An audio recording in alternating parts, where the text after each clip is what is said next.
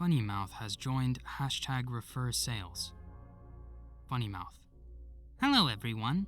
Tonight, I like to lick the blood out of in the person.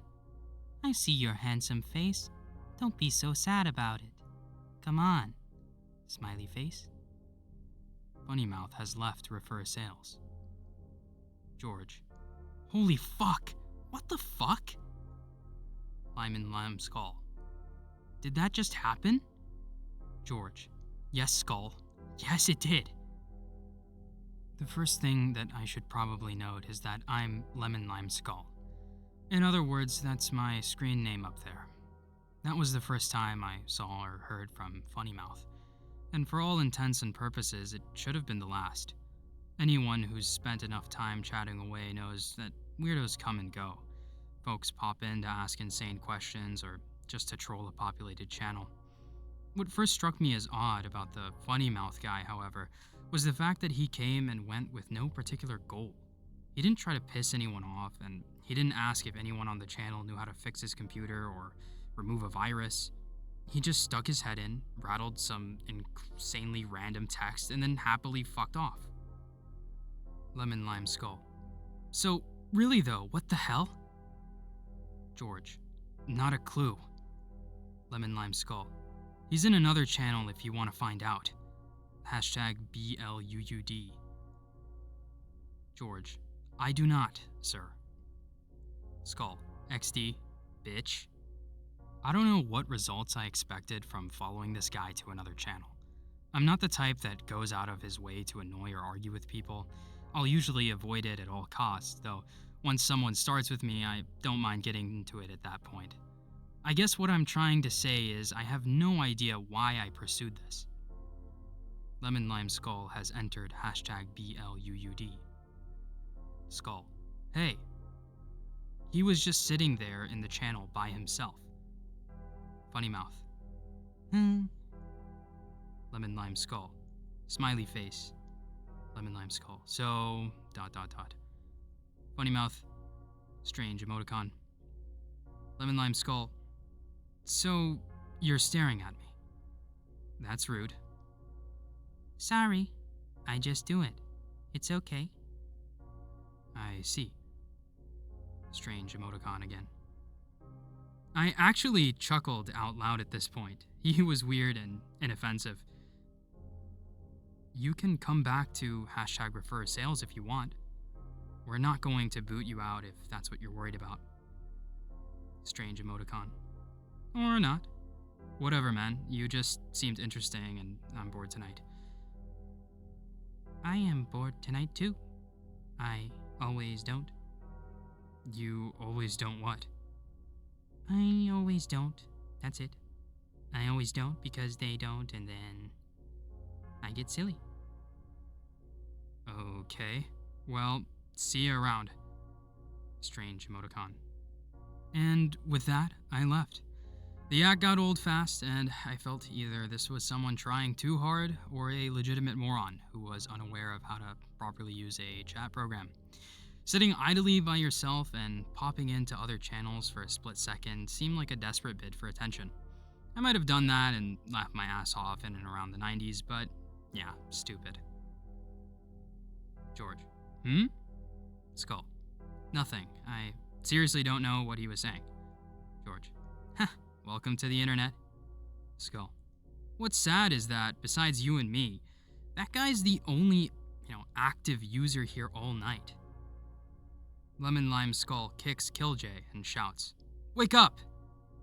Blah. Silence dominated the channel for about a half hour as I minimized the window and went about my business. Skull. Anyone on? Nothing. 8 users in the channel, not a single one active. Skull. Boring. Why are you people so boring? Funnymouth. Strange emoticon. Lemon Lime Skull. Wake up! Lemon Lime Skull puts everyone's hand in a bowl of warm water. Took me a few seconds to see it. Funnymouth again. Staring. Again. I physically slumped to my shoulders with a "not this shit again" sigh. Then I noticed he wasn't in the channel. Skull. Question mark? ... Anyone else see him? Of course not, because you're idle. Obviously, it was a glitch, either with my client or the server. The message was kicked up from earlier in the night at random. I mean, these things happen. Still, it creeped the hell out of me. After a few minutes of sitting there with a really cold, creepy feeling in my stomach that, I shouldn't have done something feeling, I decided to stop trying to brave it out and just closed out the entire chat program. Sure, I could have just hung out like everything was fine, but why bother try to prove I wasn't spooked? Hell, nobody was even around to see me slink away. After a few more hours screwing around on the web, I went to bed around 2:40 a.m. One thing I've always prided myself on is that I do not have nightmares, at least not regularly. Usually, if there are monsters or ghosts or nuclear wars in my dream, I get to control it and I have a great time. I'm shooting zombies in the face, outright telling ghosts they're not real while I laugh at them, and if there's some disaster, I always know how to get to the safe spot while every other MFer, fries. I've had maybe 4 actual nightmares in the past 10 years, and yeah, I'm completely serious about that. The first nightmare of my adult life was in 2005. I'd just been broken off in a relationship with someone who had been with someone else for over a year behind my back. That night, when I finally did get to sleep, I dreamt she was, strapped down to a medical table while some sort of unseen, inexplicable creature sucked her brain out through an organic machine. The brain screamed, ceaselessly. The second nightmare had me visiting a medical facility where they were experimenting with new methods of saving lives. There was a fantastic tour of this high-tech facility, lots of wonders of modern science, people in lab coats, etc. Then I was led to a room where 3 car crash victims had been saved by their techniques. This included a slowly rocking young girl whose face had been completely distended and hung around her chest, and a woman who was nothing but a cluster of twitching severed limbs, all held together by a drawn-out, kite-like span of flesh. The third came soon after the second. I was being accosted by 2 people, one who wanted to insult me to no end, and the other who kept trying to pinch and tweak me in absurdly ineffective ways. Thinking I could control this dream like others, I set the 2 men against each other, thinking it would be sort of poetic justice. Instead, the pincher became increasingly violent until he was pulling at the other's cheeks, grabbing his tongue with a fist and furiously pulling at it until it came out. Then he pulled the fellow's eyelids until they distended in some sort of grotesque prolapse. I suppose what I'm getting at is that even when I did have nightmares, I was never the actual target of any sort of horror. It's always been a kind of empathetic horror related to someone else getting brutalized. This night, however, was different.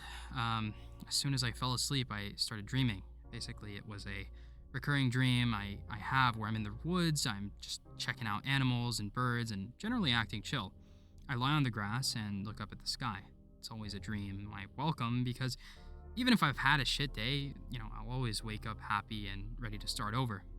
This time, the script changed. I laid in the grass, but while I was staring at the sky, I felt something quite odd. It was a cold, squirming feeling on my neck. In the dream, I reached to my neck and pulled away a long, writhing earthworm. Earthworms disgust me. If I see one in the yard, I'll specifically get a shovel and heap dirt over it simply so I don't accidentally see it again.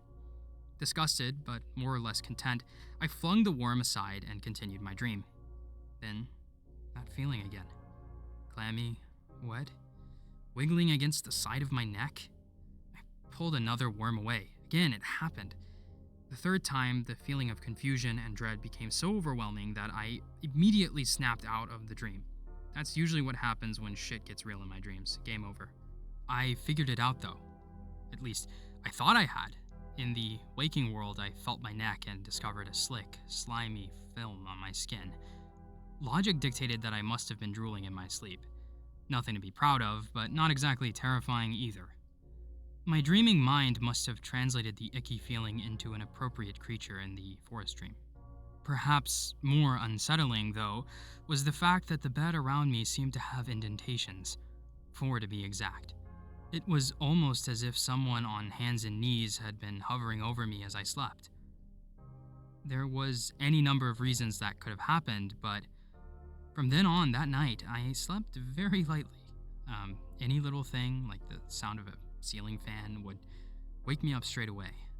I had no real interest in going back to the woods that night.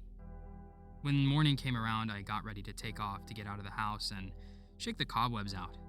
I only planned to check my email real quick to make sure I didn't have any pending transactions or questions I had to answer. Surprise! From Funnymouth at blood.com, November 17th, 2012, 2:42 a.m. To Charles Watts.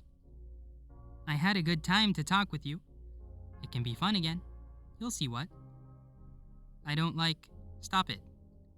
As you probably recall, I hadn't given this asshat my email address. However, logical answer, someone else on the channel must have. He obviously came back to #refersales, asked someone who I was, and that douchebag completely betrayed me, knowing I don't give out my personal contact info. Although, the email was dated 2:40. That was pretty much the moment I went to bed, when everyone on the channel was still idle. Even though I well and truly knew that I was taking some sort of bait, I responded anyways. From Charles Watts at 9:29 a.m., November 17th, 2012. Yeah, bro. Not exactly sure I want you emailing me. It was clear and to the point. There was no mistaking the message I was sending, and though it was snippy, I wasn't goading him into replying by starting a flame war. But, of course. From Funnymouth at blood.com, Saturday, November 17th, 2012 at 9:30 a.m. To Charles Watts. Come on, don't be so sad about it. I know you can like it. We will have fun a lot of the time. It's okay, even. And with that, I blocked his address. Really, I should have done that in the first place, but I still had some sick sort of interest in exactly where this was going. Maybe if I put my foot down, he would admit he was just screwing around and, call me a humorless wet blanket or something. When I saw it was just the same old bullshit, it gave me the green light to go ahead and just shut the guy out. For what it's worth, you can relax at this point. The blocking stuck, there was no, follow-up message circumventing the ban, nothing like that. After a few minutes, I assured myself that it was all over and I went about my day. It wasn't until I got home at dusk that the cold, squirming feeling in my stomach started all over again, and I had no idea why. Well, that's not entirely true. I had some idea. I checked my email. Nothing from Funnymouth. However, there was an email from George. From George G. Ghost George at refersales.com, November 17th, 2012 at 2:03 p.m. To Charles Watts. Hey, refersales.com is fucked up. I can't get shit to load. When you're online, please take a look ASAP. Peace and carrots, George. I loaded the site and waited for some sort of error screen. I let out a string of curses. Downtime meant lost sales, and I'd been out all day with no way for George to contact me. If I'd just been a little less strict with my personal info, he could have just called me. Instead, it began to reroute to another page. BLUUD.com. From Charles Watts, Saturday, November 17th, 2012 at 6:15 p.m. To George. Yeah, I see it. It's redirecting to a website with a giant pixelated face with a messed up tongue. I think this has to be that Funnymouth piece of shit. Did you give him my email with the domain in it? CW. From George, Saturday, November 17th, 2012 at 6:23 p.m. To Charles Watts. It's a 404 page, not a redirect. I want what you're smoking. All I get on blood.com is a coming soon notice. I didn't give anyone shit. George. From Charles Watts, November 17th, 2012 at 6:25 p.m. To George. Har har har. Funny. Then George emailed me a screenshot of the site giving a 404 error, along with a coming soon notice for blood.com. He could have easily faked them, but why? If this was some sort of joke, it was pretty abstract and I didn't get it. When I looked at my website files, everything was normal. Nothing was out of place, and nobody had even logged in to change anything. I checked the domain name's name servers, the thing that routes a domain where it's supposed to go, and nothing was out of sorts. Still, there was this bloated, tongue-wagging face looking back at me with its empty eye sockets. Then, I don't know how I missed it in the first place.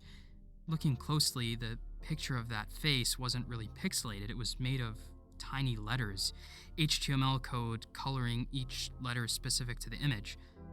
Over and over again, the word that made up the image was right in front of me. Funnymouth, Funnymouth, Funnymouth, Funnymouth, Funnymouth, Funnymouth, Funnymouth. It's just a great cluster of nonsense. I felt like spitting at the screen. I unblocked his email address and set about writing an incredibly profane and threatening letter. I didn't really care if I got the site back at this point. I just wanted to get everything off my chest so I could feel like I was in control of the situation again. Before I could finish the letter, I got this weird, creepy feeling again. That, no, it couldn't be feeling. You know, where you're being, like, absurd, but at the same time, you know you're right. I stopped hacking out my death threats and checked the inbox. From Funnymouth at blood.com, Saturday, November 17th, 2012 at 7. To Charles Watts. I see your handsome face. Hello, buddy. Come on. Hello? Hello, hello, hello. I don't want to not. I don't think about it. Please, though. I see your handsome face. Not only was that feeling correct, the feeling that he had already emailed me the moment I unblocked him, but it seemed he had been steadily emailing me nonstop since I blocked him. 10 more letters arrived just within the time span it took for me to reply. From Charles Watts at 7 p.m., November 17, 2012, to Funnymouth. Fucking stop! I was getting a stress headache. My heart was pounding, not from fear, but rage. This was probably the most absurdly infuriating person on the internet, and that's saying a lot. Thankfully, the string of letters did indeed stop. I tried to calm myself down, breathing deeply, but it didn't seem to take. I was still incredibly pissed. Slowly, methodically, I sent him another note. From Charles Watts, Saturday, November 17, 2012 at 7:21 p.m. To Funnymouth at blood.com. Hi, I don't understand what you are saying, and I do not understand what you want. I think there might be a language barrier. Is your first language English? I think you would have done something to my website, and I would like you to undo it. If you are mad at me, I did not intend for this to happen. You may have misunderstood what I said or what I meant. Please change my website back, and let's just both go our separate ways. Thank you, CW. I waited. I thought about how I'd conquered my anger, and that this was a measured response, and it was really the best way to go about it. This fellow would understand what I'd meant. He'd realize the mistake he made. I calmed down. Everything was gonna be okay. Then, from Funnymouth at blood.com, Saturday, November 17th, 2012 at 7:23 p.m. to Charles Watts. That strange emoticon. I hit the roof. I hit the goddamn roof and went clear through it. I smacked the monitor with my palm, knocking it clear off the desk. That pissed me off even more as I drove my fist into the keyboard repeatedly until the keys flew free. I screamed out in a mixture of frustration with myself and rage over the situation and just stormed out of the room, knocking down anything and everything I could get my hands on. For as long as I could manage the energy, I laid waste to my own shit. I would have started a fire and burned down the fucking place if I had a lighter on hand. That night, I stared at the ceiling for what felt like an eternity before sleep came. Waiting for sleep, I knew I was going to have a nightmare. I just knew it. That was how my luck was going. Imagine how surprised I was, even in sleep, when instead of some horrific setting, I was someplace safe. The woods. I laid in the grass again. I felt the relaxation. I knew, even my subconscious knew, that everything was going to be okay. No matter what setbacks life threw at me, the world would go on. Nothing was permanent. Everything was in transition. Nobody could really get to me. I felt the squirming against my neck. Nope, no dice. Nothing could spoil this right now. I ignored the worm. It would go away. I felt the squirming move to my mouth. Now I couldn't will myself awake. Every other time I'd been able to decide to wake up, but it seemed like that opportunity had now passed. Then, it wasn't a worm, it was a finger. Then another, then more, until 4 slimy, squirming digits were locked around my teeth, clutching my lower jaw. It didn't hurt when it happened, it was just sort of like a pop, more pressure than pain. It was quick, and before I even knew what was going on, it was over. I then managed to force myself awake. I sat up and got to my feet in complete darkness, feeling my way around the wall as I made my way to the bathroom. There, I finally flicked a light switch. I stood before the mirror, rubbing my eyes as the harsh light blinded me. I stared into the mirror for minutes on end with no reaction, no feeling, no thoughts. Then I smiled. I smiled as best I could, now that my jaw was completely broken, hanging loose around my neck. My tongue lolled out listlessly like a paralyzed, gooey slug. My teeth weren't rooted in anything but threads of flesh, and I could pull them out by hand with about the same discomfort as a needle prick. I laughed, the halting sound coming out like the gurgle of a backed-up sewer drain. What a handsome face. What a funny mouth. A funny mouth. A funny mouth, funny mouth, funny mouth, funny mouth, funny mouth. Lemon Lime Skull has joined Refer Sales. Skull. I see your handsome face. Don't be so sad about it. Smiley face. George. Hey, where the fuck were you? Hello, Charles? ... Skull. Strange emoticon. Skull has left. #Refer Sales. All right, everyone. That was Funnymouth, written by Slime Beast, I believe. And yeah, let's get into some notes here on the story and what I thought about it. Back in the 2010s, especially around the time when creepypastas were really quite a big deal, Slime Beast was pretty notorious for putting out decent quality, I would say high quality, to be honest with you, stories. And comes to mind this story, for instance, is one of them, but also the one about the Mickey Mouse Treasure Island. Yeah. That one was also a classic, and people really enjoyed that story. And this one was also one that I pretty fondly remember. And I think one of the great parts about the story is the chat messages, the way that the story is actually formatted, and it does feel like something you could genuinely come across in an IRC chat or something. I will say maybe on the weaker end of the story, I think the pacing towards the middle half of the story is a bit weak. I think it went a bit on with the dream sequences and stuff. Now I understand it's to set up a wider thing towards the end there with the protagonist doing what he does, but I still think it just felt a bit padded out. And also I think the graphic details were, I think when it comes to the nature of the dreams, right, I mean, they were quite graphic and things like that, but I will say the way in which other creepypastas typically just make stuff excessively graphic for no reason, I don't feel like that was really done here, although I do think obviously it was rather graphic. Overall, I think it was descriptive. It was a good use of diction. It was good. It was a good, well-written part, regardless of whether you appreciate the graphic nature of it or not. And that is kind of part of the horror, right?